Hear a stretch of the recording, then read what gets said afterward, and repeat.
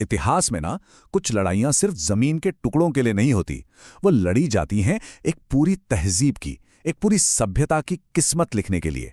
और ये कहानी एक ऐसे ही महासंग्राम की है। एक तरफ था मुगल बादशाह बाबर और दूसरी तरफ मेवाड़ का वो अजय योद्धा जिसे हम सब राणा सांगा के नाम से जानते हैं। सोचिए, ये शब्द खुद बाबर ने अपनी डायरी में लिखे थे। पानीपत जीतकर दिल्ली का तख्त हासिल करना उसके लिए जैसे बस एक खेल था। लेकिन असली चुनौती, असली हकीकत, वो तो अब उसके सामने खड़ी थी, और उस हकीकत का नाम था खानवा। तो हुआ ये कि दिल्ली और आगरा पर कब्जा हो चुका था। बाबर की सेना में जश्न की लहर दौड़ रही थी, लेकिन बाबर की आंखों में वो जीत वाली चमक नहीं थी। उसे पता था दिल्ली की गद्दी पर बैठ जाना ही सब कुछ नहीं है, असली लड़ाई तो अभी बाकी थी। चलिए, एक ही वक्त पर दो अलग अलग दुनियाओं में झांकते हैं। एक तरफ आगरा, जहां मुगल अमीर जश्न में डूबे थे पर उनका बादशाह बेचैन था, और दूसरी तरफ सैकड़ों मील दूर चित्तौड़गढ़ का किला, जहां मशालों की रोशनी में तलवारों पर धार रखी जा रही थी। युद्ध की आग धधक रही थी। बाबर के लिए दिल्ली आगरा की जीत पता है क्या थी? सिर्फ एक सराय, रात गुजारने का एक ठिकाना। क्योंकि वो जानता था कि हिंदुस्तान का असली मालिक, असली बादशाह तो दक्षिण पश्चिम में यानी मेवाड़ में बैठा है, और जब तक वो जिंदा है, मतलब राणा सांगा, तब तक मुगलों के लिए हिंदुस्तान में चैन की नींद सोना नामुमकिन था। और उधर चित्तौड़ में क्या चल रहा था? राणा सांगा बाबर की इरादों को पूरी तरह पढ़ चुके थे। वो जानते थे कि ये तैमूर जैसा कोई लुटेरा नहीं है जो आएगा, लूटेगा और चला जाएगा। नहीं, ये तो यहीं रुकने आया था, हमारी धरती पर अपनी जड़ें जमाने। और सांगा के लिए ये सिर्फ एक राजनीतिक खतरा नहीं था, ये उनके स्वाभिमान पर, उनकी धरती पर सीधा सीधा हमला था। तो सवाल ये उठता है कि आखिर थे कौन ये राणा सांगा, जिनका नाम सुनते ही बाबर जैसे विजेता के भी माथे पर शिकन आ जाती थी। वो सिर्फ मेवाड़ के महाराणा नहीं थे, वो अपने आप में एक जीती जागती किंवदंती थे। 80 से भी ज्यादा, कहा जाता है कि उनके शरीर पर 80 से भी ज्यादा घाव थे। ये सिर्फ गिनती नहीं है, ये निशान थे, तलवारों के, भालों के, तीरों के। हर घाव एक जंग की कहानी कहता था।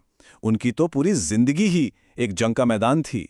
एक आंख चली गई, एक हाथ कट गया, एक पैर बेकार हो गया, लेकिन लड़ने का जज्बा वो और भी बढ़ गया। वो सच में, जैसा कहा जाता है, इंसान नहीं, युद्ध का एक टुकड़ा बन चुके थे।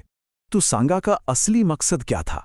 बाबर का मानना था कि सांगा का सपना सिर्फ मेवाड़ को बचाने का नहीं था, बल्कि वो एक बहुत बड़ा सपना देख रहे थे, हिंदू पद पादशाही। मतलब पूरे हिंदुस्तान को एक झंडे के नीचे लाकर एक विशाल हिंदू साम्राज्य की स्थापना करना। और पता है, इस सपने को सच करने के लिए सांगा ने क्या किया? उन्होंने इतिहास रच दिया। जो राजपूत राजा हमेशा आपस में ही लड़ते रहते थे, उन सबको एक विदेशी दुश्मन के खिलाफ एक झंडे के नीचे ले आए। ऐसा पहले कभी नहीं हुआ था। यह एक ऐतिहासिक एकता थी। तो अब वक्त था पहली टक्कर का। खानवा के बड़े युद्ध से पहले बयाना में एक छोटी सी झलक देखने को मिली। ये बस एक झड़प थी, पर इसने आने वाले तूफान का पूरा पूरा ट्रेलर दिखा दिया था। बाबर की सेना की एक टुकड़ी अभी आगे बढ़ी ही थी कि अचानक जैसे कोई सैलाब आ गया हो। राजपूत घुड़सवारों का एक तूफान उन पर टूट पड़ा। उनकी तलवारें बिजली की तरह चमक रही थी, और मुगल फौज को संभलने का एक पल भी नहीं मिला। और जो सैनिक किसी तरह बचकर भागे, उनकी आंखों में जीत की चमक नहीं थी। पहली बार उन्होंने मौत का असली डर देखा था। ये वही सिपाही थे जिन्होंने पानीपत जीता था, पर आज राजपूतों की बहादुरी का वो रूप देखकर उनकी रूह कांप गई थी। अपने कैंप में लौटकर हाफते हुए सिपाही क्या कह रहे थे? वो इंसान नहीं है, उन्हें मौत से डर ही नहीं लगता, हमारी तोपों के गोलों के सामने से भी नहीं हटते। और ये बातें आग की तरह फैली। देखते ही देखते बाबर की पूरी सेना पर एक राजपूत फियर फैक्टर हावी हो गया। बयाना के उस एक झड़प ने सब कुछ बदल दिया था। मुगल कैंप में अब मातम जैसा माहौल था। सैनिकों का हौसला पूरी तरह टूट चुका था। सब एक ही रट लगाए हुए थे, काबुल वापस चलो। बाबर ने जो साम्राज्य जीता था, वो अब ताश के पत्तों की तरह बिखरने की कगार पर था। तो अब बाबर क्या करें? एक ऐसी सेना जो हार चुकी है, डरी हुई है और घर वापस जाना चाहती है, उसे एक ऐसे दुश्मन के सामने कैसे खड़ा करे जिसे देखकर रूह कांप जाए? ये बाबर की जिंदगी की शायद सबसे बड़ी परीक्षा थी। और यहीं बाबर ने अपना सबसे बड़ा दांव खेला, एक ऐसा मास्टर स्ट्रोक जिसने पूरी बाजी ही पलट दी। उसने पूरी सेना के सामने अपने कीमती सोने के शराब के प्याले पत्थर पर दे मारे, तोड़ दिए और कसम खाई कि आज के बाद शराब को हाथ तक नहीं लगाएगा।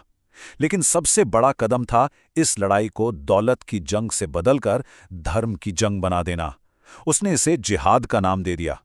उसकी आवाज गूंजी, जिसे काबुल वापस जाना है शौक से जाए, लेकिन याद रखना, खुदा ने तुम्हें यहां बुज़दिल बनने नहीं भेजा। ये जंग अब दौलत के लिए नहीं, ये जिहाद है। और बस इस एक बात ने सब कुछ बदल दिया। अब वो सिर्फ सिपाही नहीं थे, वो अपने मजहब के लिए लड़ने वाले गाजी बन गए थे। बाबर ने बड़ी चालाकी से मौत के डर को एक ऊंचे मकसद के नीचे दबा दिया। और इसी के साथ मंच सज चुका था। खानवा का मैदान तैयार था, इतिहास के उस महासंग्राम के लिए जो हिंदुस्तान की तकदीर लिखने वाला था। जरा उस मैदान की तस्वीर की कल्पना कीजिए। एक तरफ बाबर की अनुशासित फौज अपनी तोपों और बंदूकों के साथ एक खास रणनीति में सजी हुई, और दूसरी तरफ जहां तक नजर जाती थी सिर्फ केसरिया रंग दिखता था। राजपूत योद्धाओं का एक समंदर जो बस एक इशारे का इंतजार कर रहा था। और इन दो सेनाओं के बीच थे दो महायोद्धा। बाबर अपने घोड़े पर अपनी रणनीति को आखिरी शक्ल दे रहा था, और दूसरी तरफ हाथी पर सवार थे राणा सांगा। उनकी एक आंख में अंगारे दहक रहे थे और उसमें सिर्फ और सिर्फ अपना लक्ष्य दिख रहा था, दिल्ली का तख्त। हिंदुस्तान की किस्मत अब दांव पर लगी थी। तो सवाल यही था, इस जंग में कौन जीतेगा? बाबर की तोपें और उसकी रणनीति, या फिर राणा सांगा का अदम्य शौर्य और बलिदान? खानवा का मैदान बस एक ही सवाल पूछ रहा था, आने वाली सदियों के लिए हिंदुस्तान का भाग्य विधाता कौन होगा?